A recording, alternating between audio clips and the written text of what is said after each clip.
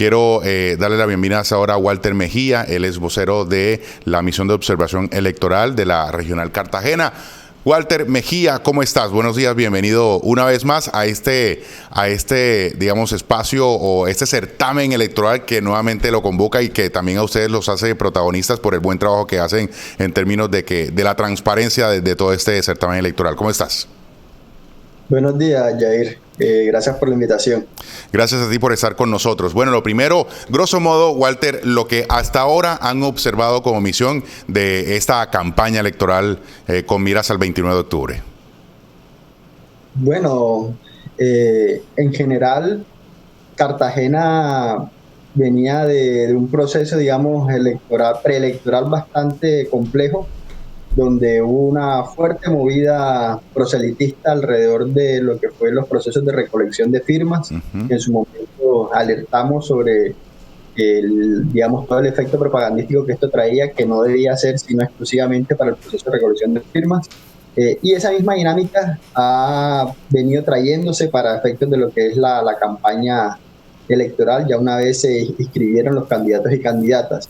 En general, se observa una movida fuerte, digamos, de recursos alrededor de las campañas electorales que, sin embargo, no se ven reflejadas en los reportes de Cuentas Claras, del aplicativo Cuentas Claras, que es donde deben reportar todos los ingresos y gastos los diferentes candidatos y candidatas. Eso por una parte. Por otra parte, los procesos de inscripción de cédulas han venido dándose con normalidad. Cartagena, digamos, está en una situación de riesgo bajo frente al tema de transhumancia, lo cual es positivo porque habíamos tenido, digamos, ese riesgo en periodos anteriores. Y por último, tenemos la situación de seguridad, que sí, digamos, ha desmejorado con respecto de procesos electorales anteriores, con amenazas directas a líderes sociales, líderes comunales y desde luego a candidaturas tanto a la alcaldía como al Consejo de Cartagena, lo cual pues supone un importante desafío, digamos, para las autoridades, la fuerza pública, de mantener siempre la seguridad de quienes ejercen la política. Bien, Walter, vamos entonces a desglosar un poco más, digamos, en detalle esos tres aspectos fundamentales de lo que han observado Comisión de Observación al proceso electoral. El tema de la financiación y la publicidad. Lo que han observado es lo que se ve en las calles, las actividades, las vallas, todo lo que, digamos, publicitariamente hacen la campaña versus lo que han posado o registrado en el aplicativo. Es decir, ¿cómo se contrasta, cómo es la técnica que utilizan para decir definitivamente aquí falta información en términos de las finanzas de las campañas? O sea, en general hay incluso candidaturas que tienen nulo reporte en el aplicativo Cuentas Claras y que, sin embargo, en la experiencia de salir a la ciudad basta con ver la publicidad que se está generando. Eso, pues, desde luego, aunque la ley, digamos, permite unos tiempos para el reporte, es importante para efectos del control social y del entendimiento ciudadano que esos reportes se hagan con la mayor celeridad posible. Eso también permitirá, digamos, una vez se reporten Cuentas Claras, contrastar la realidad de lo que es el gasto de campaña y lo que realmente se publica. Entonces, esa debilidad de información afecta ese ejercicio de control. Por otra parte, la publicidad que uno ve en las calles no cuenta con el registro que autoriza, digamos, el distrito para el uso de esa publicidad externa visual. Y eso es clave porque el decreto regula la publicidad a través de un permiso formal que se solicita a control urbano, y a partir de ahí todo el material publicitario tiene que ir con un número de autorización. Eso no se observa. Eso quiere decir que la mayor parte de las candidaturas están saltando, digamos, ese proceso regulatorio del decreto que en materia de publicidad exterior visual hace toda la regulación del caso. Walter, sin decirme cuál campaña, por supuesto, pero de las 12 campañas a la alcaldía que están activas, ¿cuál es nula la información de las finanzas que no hay información ahí en el sistema? De las 12, ¿cuántas? No tiene el dato. La información de detalle no la tenemos, pero próximamente emitiremos un informe al respecto. Perfecto. El otro tema, transhumancia electoral. ¿Por qué llaman la atención a eso? Digamos, ¿cómo era el comportamiento previo a otra certamen electoral versus lo que está ocurriendo hoy? Digamos que hay una proporción entre el potencial electoral, es decir, personas habilitadas para votar, y el número de personas que hacen inscripción de cédula. La inscripción de cédula, desde luego, obedece al proceso, digamos, de cambiar un puesto de votación de una persona. En ese sentido, en periodos electorales anteriores, se había visto un alto número de personas que inscribían sus cédulas precisamente para cambiar esos puestos de votación, y eso era una alerta, digamos, frente al fenómeno de la transhumancia. En esta ocasión, la tasa, digamos, o más bien la cantidad de personas que hicieron proceso de inscripción de cédulas es de alrededor de 70.000 frente a un potencial electoral de más de 800.000 personas, y eso nos lleva, digamos, a unos parámetros de riesgo bajo en materia de transhumancia electoral. Es decir, no muchas personas están moviéndose a diferentes puestos de votación a los que usualmente votaban para ejercer su derecho al voto.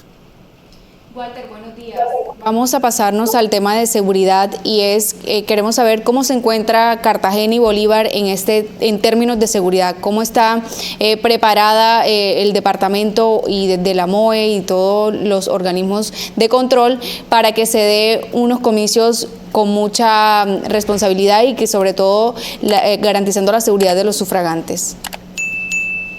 Bueno, frente a tu pregunta, yo dividiría el tema en dos. Por una parte, tenemos los casos que he mencionado en el territorio de Cartagena concretamente, donde se han presentado un mayor, digamos, número de amenazas o situaciones de inseguridad para quienes ejercen la política, desde los liderazgos sociales, desde el liderazgo comunal y sobre todo desde las candidaturas, o sea, el liderazgo político.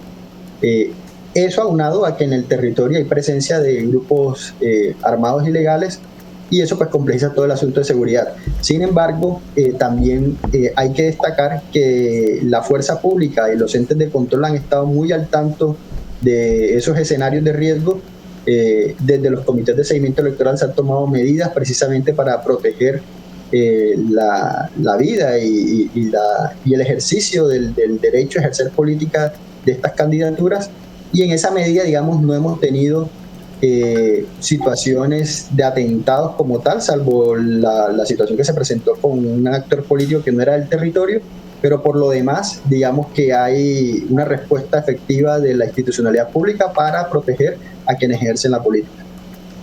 ¿Cuáles son esas medidas que se están tomando para garantizar la seguridad que usted menciona?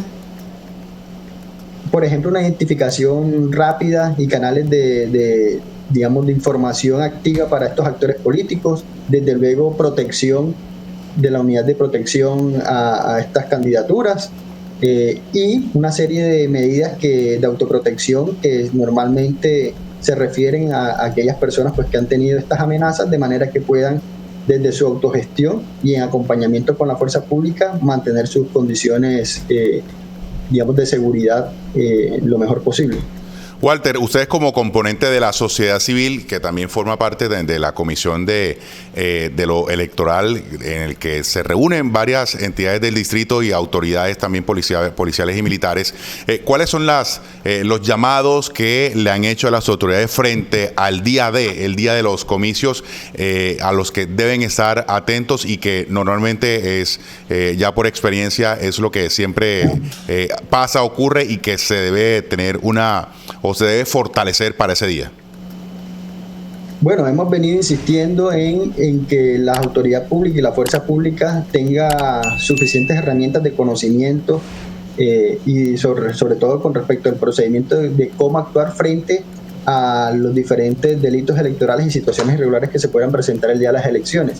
Porque, digamos, tanto la misión de observación electoral como testigos electorales y demás van a estar muy atentos a que esas situaciones ocurran, y cuando ocurran se requiere una respuesta efectiva y oportuna de las autoridades. En ese sentido, ese llamado se ha venido acogiendo, y, por ejemplo, en Fiscalía, Policía y demás, se han hecho los procesos de capacitación a quienes van a estar al frente de ese control de las elecciones.